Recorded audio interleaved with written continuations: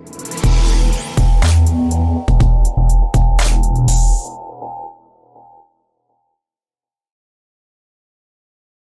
is up, guys, and welcome back to the Last Inning Touchdown Podcast, the Lit Podcast. I'm here with my boy Logan. We're ready to talk some MLB, NFL, and Overwatch League. You can find us on YouTube, Spotify, Google Podcasts, other podcasting sites, whatever. Follow us on Twitter at Last Inning TD. What is up, Logan? How's it going? It's going good, man. It's going good. We've back-to-back Fridays for us. Yeah, it's been one of those things that we were going to do Wednesday, but nothing had really happened, so we were kind of waiting to see what was going to happen in the sports world so we could give you guys something interesting to listen to. And they still didn't really do anything, so we're here to give you the little bit of the update because we didn't want you to miss us this week. Well, so every week that there's been a delay, it's been my fault. This time, Jason said, "Let's wait a couple more days to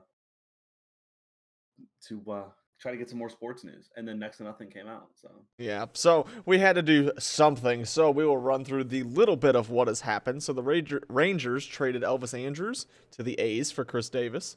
Cardinals signed Yadier Molina. Giants signed Jake McGee. The Marlins signed Adam Duvall. The Red Sox trade Andrew Benintendi to the Royals. And Arrieta, as of like 10 minutes ago, signed with the Cubs. So, hey, you got Yadi back. You're pretty hyped for that? Pretty hyped to have Yadi back? I didn't see the what did they sign him for? How much, do you know? It was less than I expected. It was like 1 year, like $7 million or something. It was really interesting. I didn't realize it was a 1 year deal. I didn't see the they signed him 1 year, $9 million. Was it 9? Yeah, it's less than it was expected. Interesting. Yadi's ego, I was expecting it to be more, and I love Yadi, so I'm okay with him having an ego because. Well, and he's been the face of one of the two faces of the Cardinals for the last 18 years. I'm happy to see that the contract was 1 year, $9 million though, because there was a lot of reports that he was gonna like try and break the bank with this contract. Like he was gonna go like 2-3 years with like stupid amounts of annual salary and like. Yeah, he wanted I can guarantee he walked into this winter wanting a minimum of 2 years, like 15 apiece. Yeah, I mean that's what all the reports were saying was that he was gonna be kind of outrageous with that. So he wanted 2 years. That was a fact. He wanted 2 years because he thinks he's going to play 2 years, and which is funny because he said that 2 years ago. Well, hey, I mean, if your body's holding up and you still feel like you're playing well, why not? Yeah, he's producing. He's fine. So as a Cardinal fan, as a Cardinal Cardinal lover, fanatic, do I like the signing of Yadier Molina? Absolutely. Do I think it's best for the franchise? No. But do I think that it's good to have a player that, is going to be part of a franchise for, hopefully his entire career? Like, it's a very special thing to see a guy start and have a very successful Hall of Fame career with one club and do the entire thing with one club. And like I said, it's just a very special thing to see. And so I would really like that to happen, even if it is at the downside of kind of losing Knitzer, because I really like Knitzer. I think he's a very good defensive catcher. I think he's got good speeds, got gap power, not really home run power, but he's really I think he's really ready. I think he's ready to be the everyday catcher, but I think it's also just such a unique situation that you can have one guy play 18 years with a single ball club, or 16 years, whatever it is. Yeah, I think this is going to year 17. Like 17 years with one ball club is just so spectacular that, especially that he's going to be a Hall of Famer, all that stuff. So it's just special, and you'd love to see it. I don't think it's best. Like I said, I don't think it's best for the club. I think Knitzer's ready. I think Knitzer will be, when given more at bats, would do more offensively. You can see when the ball comes off his bat, in his limited time when Yadi's been hurt, that he does hit the ball well, does hit the ball hard. He just doesn't ever get consistent at bats in the pros. And do I think he's going to be like this freak of nature star? No, but I think he would be more offensively productive. Defensively, I think he's amazing, Knitzer, but he doesn't have the fear factor that Yadi has. I actually think Yadi's worse defensively than Knitzer, but the fear factor of every team are just terrified of Yadi from what he used to be is an actual. It's like it's not a stat that you can judge. But when you see balls in the dirt, people just don't try to attempt to do things on Yadi anymore. Even I mean ever. And even though I think they could now, but it's just the fear of it. So I don't know. I think it's great for the club and just the specialness of he's going to get a statue outside Busch, but in the long run, I mean Knitzer would have been better, but at the same time, just special. Well, and it kind of goes both ways because Knitzer's like 26 now. Yeah, he's So old. He was supposed to do this 2 years ago already so, too. So but it is also like I mean, the Cardinals are known for pulling up guys at 27 years old anyway. So you give Yadi one more year, you can still, maybe they told Yadi like, look, dude, we know you want 2 years, you're getting one. And if you want to finish with the Cardinals, you can take this one. You'll play with us, but then next year we gotta, figure something else out, one way or another. And then maybe Knitzer comes in right in his prime.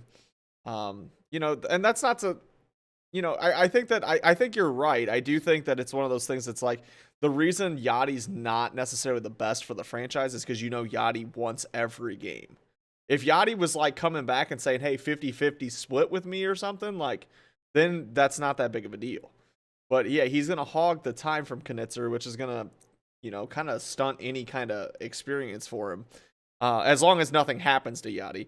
But you never know, though. I mean, depending on how it works out, Knitzer could still have, a few good years in the major leagues. You just kind of don't really have that shot of the young catcher to be the next thing because he's coming up right as his prime starts. So it's like you're not really going to have a young catcher that gets to be the next Yadi because Yadi kind of took up all of his own time and the next guy's time with how long he's played. Well, here's the benefit of that.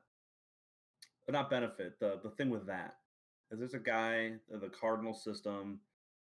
He was near the bottom of a lot of top 100 lists, either in the low 100s, so he just missed it, or like ESPN released their top 100. He was number 77. That was the highest I saw him peak. His name is Ivan Herrera. He's the youngest catcher in the top 20 catchers of prospects, and he was rated number 9 by multiple websites. That was the kind of the lowest I saw him was 10. The highest I saw him was 6. So they already have a 20-year-old who they love as well. And the rest of MLB loves him too because he's the youngest guy on the list and he's peaked at 6 on some websites. So they have Knitzer, who is ready right now.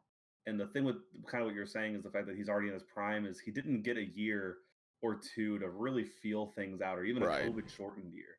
He would have to walk in and just, all right, time to play every day because even though I haven't played every day in years because I've been sitting here tripping, driving from Memphis to St. Louis all the time. And then, now he's probably going to be on the club the whole time, but he's just not going to play because Yadi's a guy who has some say in the Cardinals organization earned. And, he's like Jason said, he's not going to come off the bench. He's not going to do that. This is I'm going to start, 90% of these games. And that's just what I want to do. But they do have a guy anyway who hopefully by the time he's 22, 23 has really proved to be the next, kind of like the Dylan Carlson for the Cardinals of catching, where, maybe Yadi does play a year, Knitzer plays 2 years or whatever it is, or Yadi plays 2, Knitzer plays 1, and then Herrera's our guy. You never know. I mean, they have it's just nice that the Cardinals have had this with Yadi, where they had a guy who was so dominant for so long, but even when he wasn't kind of the guy anymore, some people thought he wasn't going to be. They had a guy named Carson Kelly who they thought was going to be the next big thing, but then they traded him to try to help his career and the fact that we were just never going to use him and they didn't like him. And then now they have Knitzer, who they were like, oh, he's going to be the next thing, but then Yadi kept continuing to play. And then now it's going to be Herrera. And, maybe Yadi plays till he's 50 and we ruin Herrera's career too. So, because so far the Cardinals did ruin Carson Kelly's career by waiting way too long. And Knitzer's career might be ruined too by, I think unfortunately Knitzer's going to be your bridge guy between Yadi and this Herrera, more than likely, as long as everything develops correctly and things like that. Which is unfortunate for him because he's never got his shot to really be an everyday guy. And he's when you look at him, he is just as athletic as a catcher as any catcher I've ever seen. He moves like when I say like he runs like he's like a third baseman or like a right fielder. Like he doesn't move like a catcher. Yeah. I think it'll be interesting to see how that plays out. And I think that obviously with anything in sports, health is an issue. it always can And play a Yadi's had factor. injuries. Right. So. I mean, that's the thing is like, like in the 60-game season, Yadi dominated the catching. But the year before, 2019, Matt Wieters played in 67 games. So it's like, Yadi broke his right. So, I mean, it's left very, hand. very possible that there could be some games available. Oh, was that the year he got hit in the nuts really hard and he missed like 40 games? He took like 103-mile-an-hour fastball from Jordan Hicks to the nuts. Shouldn't have been And staying he there. missed a good chunk of games. So yeah, Yadi gets hurt. So yeah, Yeah, no, I mean, nice. That's why they have, they've always had these cheap veteran, defensive catchers. Like Tony Cruz was one who's a really good defensive veteran catcher, but was good offensively. Matt Wieters was another. And now instead of doing that, they're just going to use their top, catching guy in the minors as their backup. So Yadi isn't the guy who's been all about health the whole time. His body's clearly, not because he gets tired, but it breaks down. He breaks at some point. He breaks a hand and he misses 30 games. And then he's back. So right, and those are kind of fluke injuries. on. Those are kind of fluke injuries, so it's kind of hard to, say that's gonna yeah, happen. exactly. But No, I mean, it's always nice to have you a never guy to fall know. back Yeah, on. you never know. Like you would love to have Knitzer right now, like that. Like That would there's be teams- fantastic. Yeah, There's absolutely. teams that have struggling catchers that would love to have a guy that just has an upside that Knitzer has. So the Cardinals are in a really good spot. I just hate it for Knitzer. I hate that it happened to Kelly. I'm not the biggest fan of Kelly myself, but it still sucks that he just sat there like, oh, I'm the best catching prospect in baseball for like 3 years, and I'm not gonna touch the pros field at all. Yeah, right. And then they got rid of him, and now Knitzer's like, yeah, Yadi said he's gonna be done in 2 years, and then he signed a 2-more-year contract. He's like, shit, all right. And then Yadi finished those 2 years again. He's like, all right, finally, I'm 26. I'm finally gonna play. And then Yadi said, nah, dude, I'm gonna keep playing. So Yeah. The other before I get to talk about the Marlins doing something, I guess. The other one that stands out to me is, I mean, the Benintendi thing was a pretty, like, I guess, big-ish story for what's happened this week. I personally that don't. was big. Benintendi's a good offensive player, I believe. I could be crazy there. I know he's a very below average left fielder, but he made a big time play to win them a World Series, or on their way to winning a World Series defensively. Yeah, I don't. Benintendi's a pretty good ball player. It would have been a bigger deal if he didn't get traded to a team that literally nobody gives a crap about. Yeah, and I've noticed that the Royals have quietly done some small little moves, so it is interesting this offseason.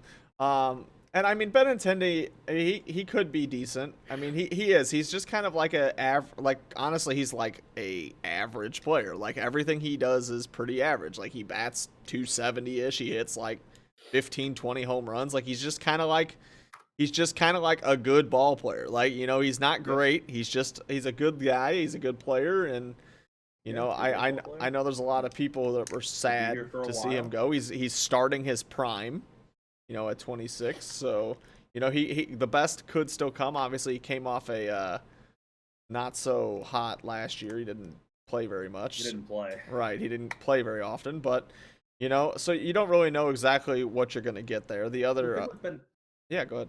The thing with Benintendi is the reason why it's a bigger deal than I think you might be getting a little credit for is, even though the reason why it's so little is because it's the Royals. But you realize this is the 20. You say he's going to his prime. He's 26 or 27. This is used to be #1 overall prospect. I mean, this Andrew Benintendi is not a guy that was, he was like a mid-level prospect. No, this is a guy who peaked at #1 on Baseball America, ESPN, and #3 on Baseball Prospectus. And Prospectus, I don't know how to pronounce that. But anyways, like, this is a big-time guy who's turning 26. He's been a good baseball player. But like I said, he's about to turn 26, 27, 28. The Royals could all of a sudden find a pretty good baseball player on their hands. Yeah, absolutely.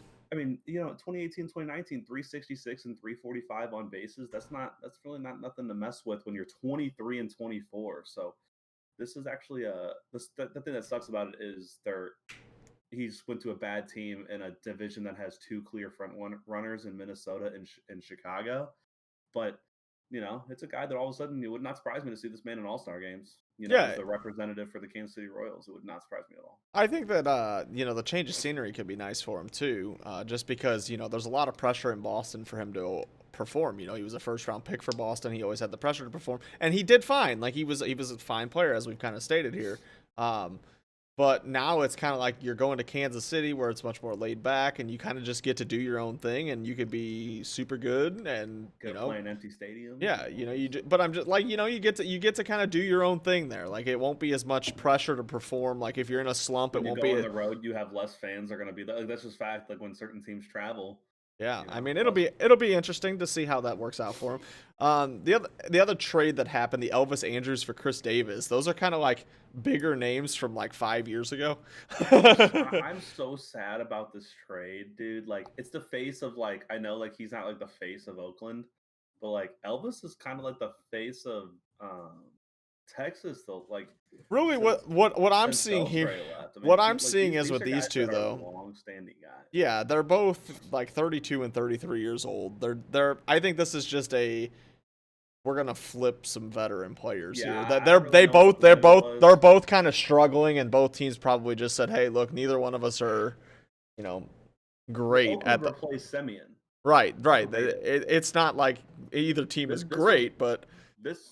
Oh, I'm playing a video somehow, and I just blew my eardrums out. I'm sorry. I don't know if you saw well, my face so I there. mean, I don't think that this trade is all that big, but it is interesting because those are names that are like pretty, 2-3 years ago, if you heard this trade, you'd be like, "Holy cow, those are huge names." Yeah, Khris But Davis hit like 42 home runs, and Elvis right, Andrus is the stud. But yeah, so basically, the it's way kind of it's like just like coming some into everybody is struggling veterans that are getting a change of scenery here. well, I don't even know how bad Elvis Andrus. I don't know about his struggling, but I just do know they just use him to replace Semyon because Semyon's a big loss out there for them, and they don't really need Khris Davis anymore. Like they have guys that can play the outfield, and I'm sure they can find a DH to hit 247.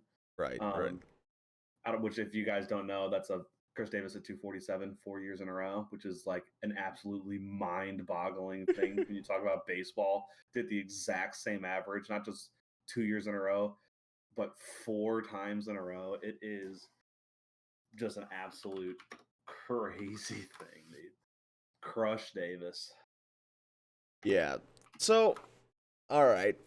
I guess it's my turn. The Marlins have finally done something this offseason with the huge signing of Adam Duvall. And that couldn't have been any more sarcastic because it's not that huge of a deal. One whole year. How many million? It wasn't. 5. I would say it wasn't much. But I mean, I don't know, man. This is such a Marlins play these last couple years. This is what they've been doing. They go and they get these guys that are just kind of, I'm a major league player, and they put them on the roster. To me, what they've done is they've replaced Matt Joyce with Adam Duvall. You've replaced your guy that's gonna come in and play every now and then in the outfield. I don't know. To me, I'm not playing Adam Duvall every day. I'm not playing Adam Duvall super often, honestly. Adam Duvall hasn't been good since 2017. He had a yak in the postseason against the Cardinals that almost sent the Cardinals home. I can tell you that. So I mean, I don't know. I'm not super. I mean, he had a decent season last year with 16 home runs, but I don't expect that to happen again. I mean, I think that's a product of the team he was on and the park he was in. The whole team was yakking baseball. He probably hit like 15 in that game when they scored 30 against the Marlins or something. So, he only hit one home run outside of that game probably. No, but I don't know. I'm not. They get a bullpen guy though. They did get a bullpen from the guy. Dodgers. They did. That happened today too. That trade. It wasn't. Yeah. It's not technically official yet, so I don't have all the details to it. Official. It's not on MLB's website for being official yet. So that's which is where I pull a lot of that information is when stuff is official. They Los put Angeles it on there. Times and regardless, but it looks like they're getting a nice lefty. Yeah, a good year. So and I kind of said all along in this podcast that bolstering that bullpen is what they really need to focus on. And Adam Duvall, not somebody I'm super excited about. A lot of money. But Adam Duvall's got a shot at at least adding a little bit of pop off the bench or a little bit of pop to play here and there. I'm not super excited for it, but that's okay. It's something. And they did get that lefty who's kind of gross. He's making $10 million. I'm sure the Marlins are not paying for much. 9.75 million, dude. What the heck? It's like half the Marlins friggin' payroll, dude. Yeah, I thought I saw a post somewhere that said that he increased something about he increased the Marlins payroll by like $400K or something over last year. I think, or something like that. I don't know exactly what it said. I didn't really read it that close because I didn't really care. But yeah, I mean, another bullpen guy, I'm all for it. Save those innings for the young pitchers because Oh my you're gonna God, they need had it them. wrong. It's 975,000. I was gonna say I didn't hear that it was that expensive, but Look, in January, Floro avoided salary arbitration with the Dodgers, agreeing to a 1-year, $975,000 deal. But somebody when added you too many when you zeros. type in his name and it brings up like pictures and stuff, Yeah. it says $9.75 million. So someone 2021. someone added an extra hit zero. someone hit an extra zero there. That's I'm all like, right how the though. hell did this bullpen guy who no one's really heard of make 10 Right. like if the bullpen guy's making $10 million, the whole world knows exactly who that guy is, and that's the Yep. last guy you're seeing. Like when Andrew Miller signed with the Cardinals, everyone, even though he wasn't as good as he used to be, everyone knew that was Andrew. Yeah. Like, Yeah, absolutely. I was in shock, but yeah, the sport SB Nation is actually less than 1 million, not almost. There 10 we million. go. Yeah. I don't know. I think it's all around interesting though. There's some rumors of different little deals, maybe Garrett Cooper moving off the Marlins, but honestly I like Garrett Cooper better than I like Adam Duvall. Cooper? Yeah, so it is what it is, but we'll see what happens as we move forward. I thought it was interesting that Arrieta signed with the Cubs again. He's always, I don't know. The only reason I find him interesting is, to me, he's probably one of those pitchers who's done and is never going to perform again. But the guy's in such good shape. Like, that dude is freaking ripped. And so there's part of me that thinks that maybe he could bounce back. But, just some interesting little things. I don't, got anything else you wanted to talk about here in baseball? Baseball, no, but I do want you to know that I did just get a notification on my computer that basketball and the Lakers are down 20-2 in basketball. I know you don't give a crap about basketball, but that's pretty nuts. Yeah, that ain't good. That ain't To go good. down 20-2 to start a game. We're 6 minutes deep. Grizzlies are on pace for friggin' 160, and the Lakers are on pace for 16. Nice, solid. You love to see it. That's like playing a video game. The best team in the NBA versus the team that's 500, and they're down by 8. Like, it's just a crazy start to this basketball game. So that means we are going to wrap up the podcast here at the Last Inning Touchdown Podcast. We really do appreciate you guys listening. Make sure you hit that subscribe button. You follow the podcast on Spotify. Make sure you follow us on Twitter at Last Inning TD. Make sure you have notifications so you know when we post something. We do appreciate you guys' support. We will catch you guys next time. Bye.